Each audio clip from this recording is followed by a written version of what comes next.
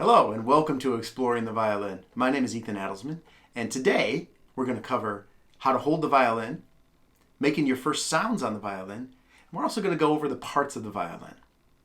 If this is your first time here, please hit the subscribe button and also the notification bell so you don't miss out on future content. All right, without further ado, let's get into it.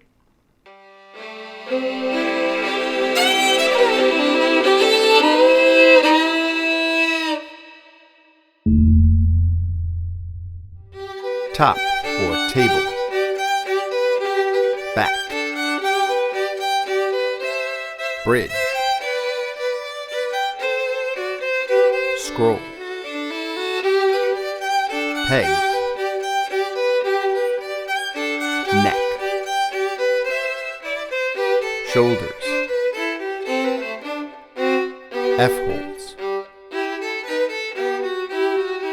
C-bout, tailpiece,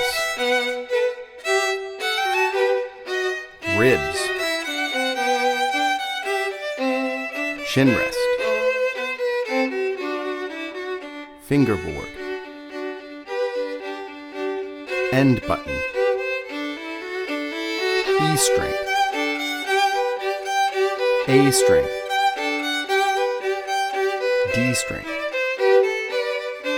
G string.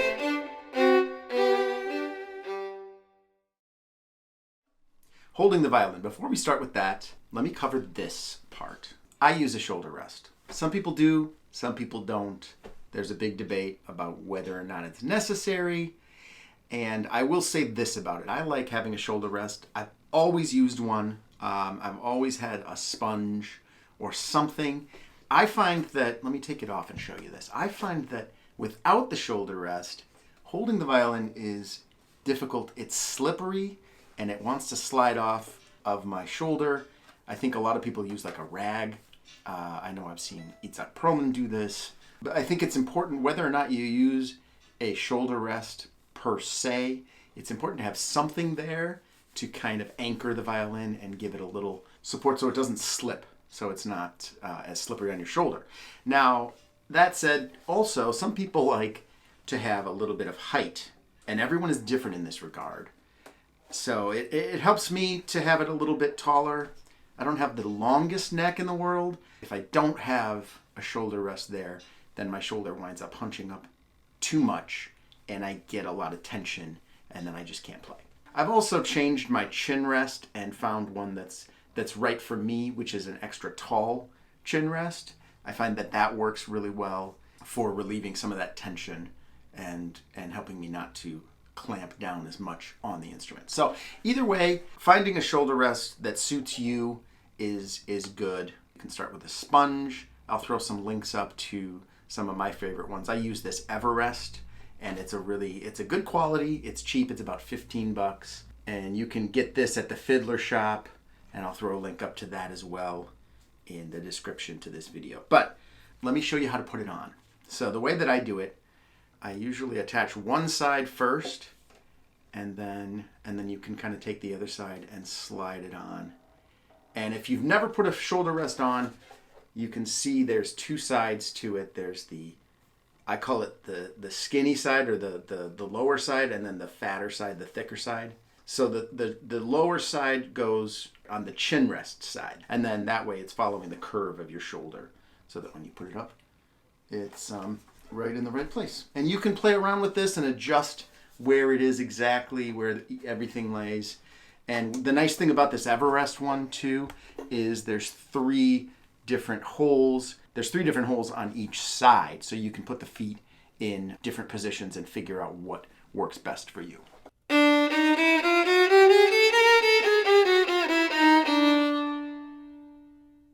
Holding the violin. If you're starting out holding the violin, what you want to do is find your end button right here and line that up with your earlobe when you're looking straight ahead. You don't want to turn your head yet. We're going to do that in a minute. But line this up, touch your earlobe with the end button, right? Find where that is and touch.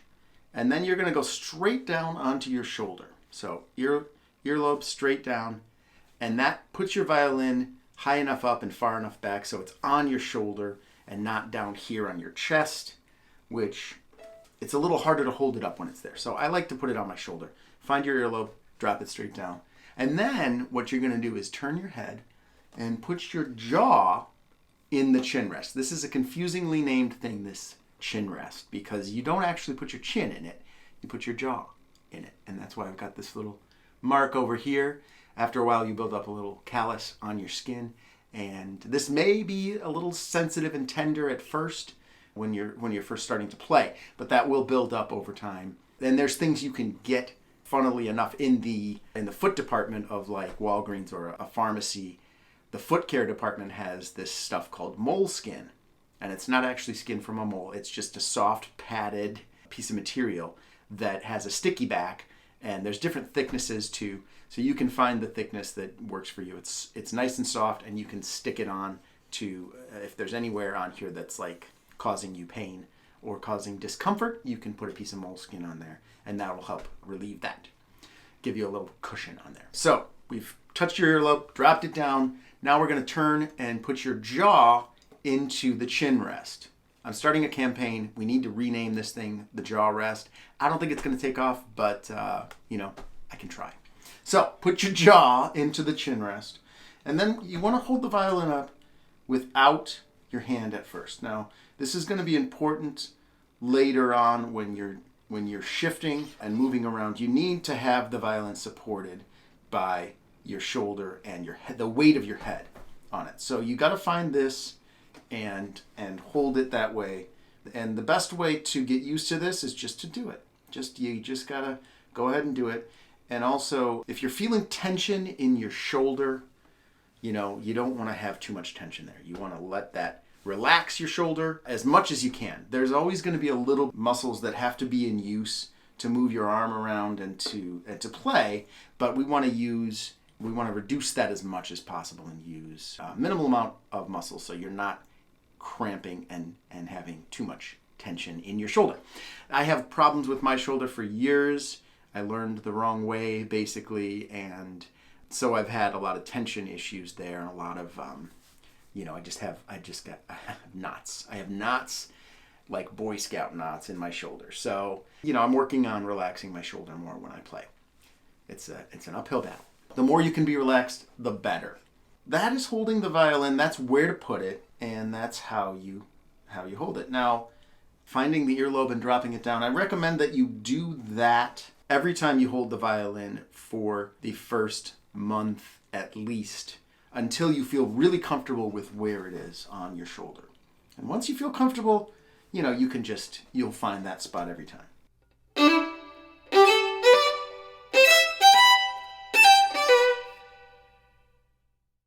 Now, let's go on to making your first sounds on the violin.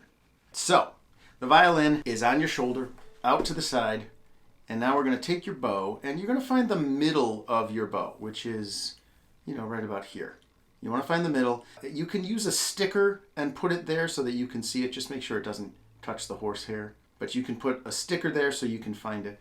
And what we're going to do is land that middle part of your bow. We're going to put it on the E string for now. Now, I'm going to stand up a little bit because I want to show you this. There's a square that happens right here with your forearm, your upper arm, your shoulders, and your bow. And that should make a square when you're in the middle of the bow. So that's what you want to look for. If your violin's too far this way, you're going to be all cockamamie like this. Or if it's too far the other way, you don't want to... you want your bow to be perpendicular to the strings is what you're looking for there. And then from there, you'll take your bow and then you'll make that sound. This is classic Suzuki. That's I've heard it called many things. I learned it as Charlie Brown and Snoopy. Hope I don't get sued for that. You can call it pepperoni pizza. I like pepperoni pizza because it emphasizes the attack, on the eighth note. So this is 4 16th notes and 2 8th notes. So, and we want to have a bite on those two.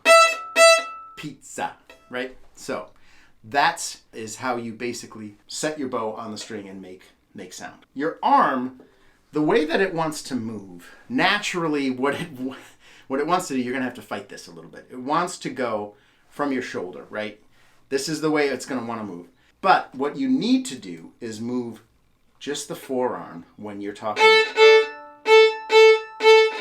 when you're actually moving the bow on the strings. So you can put your hand up here for now to hold on the shoulder of the violin. This helps to stabilize everything. You don't, trying to hold it up when you're first learning with just your head and also bowing, your violin could go flying through the air, and we don't want that. So you can use your hand, you can hold your hand up there, and then you want to just make sure that your arm is moving from the elbow and opening and closing like a gate. So open, close. Right? Yeah, that's the movement. That is the movement. And that's how you do it.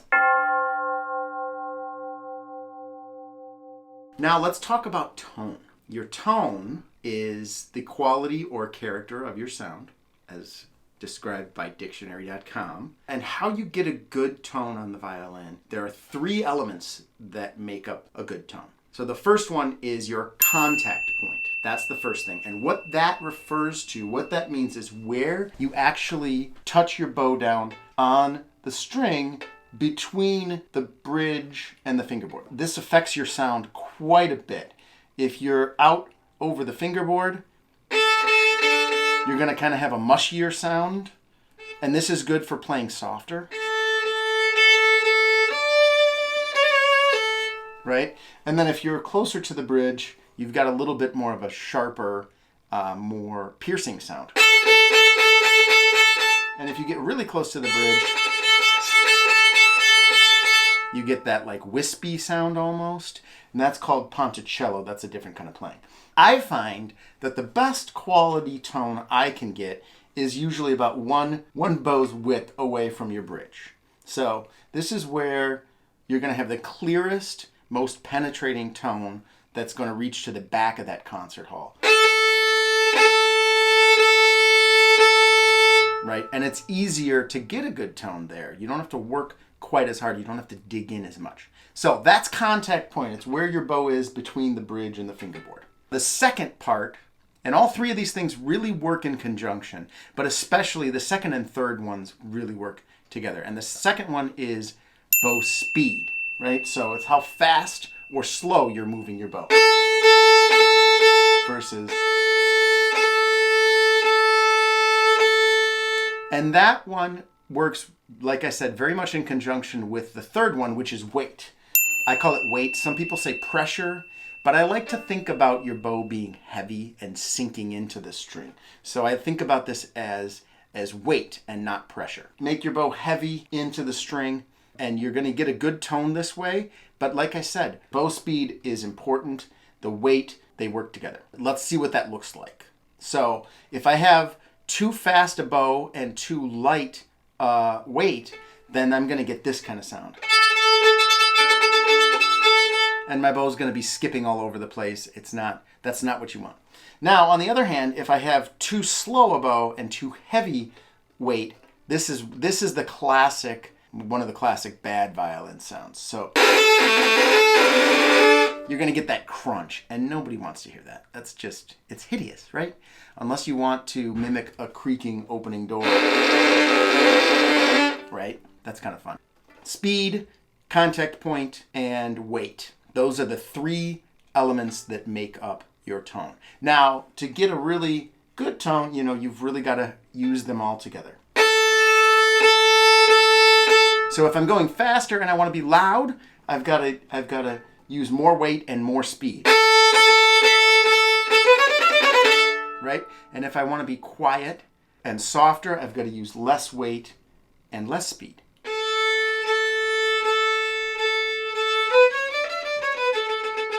And also, you may notice contact point is coming into play with this as well. Quieter sounds, if you really want to be quiet and have that subtle sotto voce sound.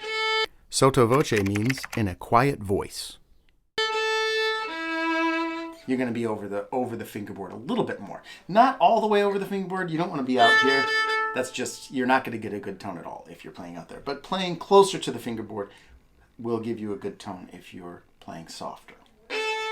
All right? So, those are the three elements that make up your tone. All right, let's take a quick look at a recap video covering everything that we've talked about today.